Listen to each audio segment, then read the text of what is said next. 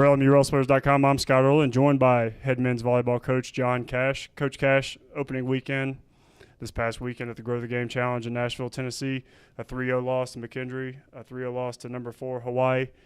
After talking with you a little bit, it sounds like you were a lot happier with how the team played against Hawaii. So kind of what did you see first on day one, and then how did you see the team bounce back on day two?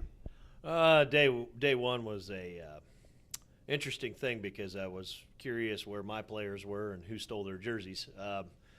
They didn't really respond. They looked a little timid, and that could have just been the jitters, the gym, all the newness of everything that's going on. It was a lot to take in, and it sure seemed like that until the last half of that third set when we finally loosened up a little bit. But going into the next day with Hawaii, they were a lot looser, familiar with what was going on around them, seemed a little bit more prepared, and tried to do everything that they could to execute some items we had gone over versus Hawaii, and actually did it a few times here and there. Hawaii's Hawaii at the end of the day, and we're still growing and where we want to be, but I thought it was a great lessons for us. We learned a lot. Well, and how nice is it for you to have that first weekend out of the way? There was a lot of publicity around the Grow the Game Challenge. You have that first weekend out of the way. Now you get to come back to Mary Mars. How are you feeling about that? Good. Guys responded to practice really well so far. It's one of those things I told them, you don't know how great you can be until you've pushed yourself to that barrier and then pushed through that barrier. And we have started to do that already in practice, pushing the envelope a little bit, seeing what we're made of. And getting back home is always a big deal. We know we're the ones on campus this weekend, so we're looking forward to performing well. And but still at the same time, we're kind of have to block out the white noise around us and everything, and it's all what happens on the court. And so we're excited about that opportunity.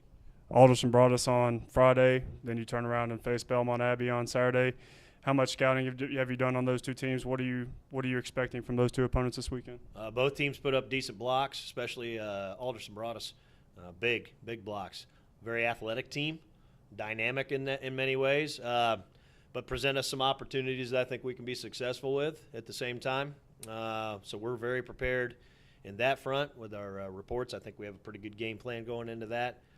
Belmont is one of those teams that's really, really dangerous, but can also beat themselves, which is typical of volleyball. It's one of those things kind of in the early stages.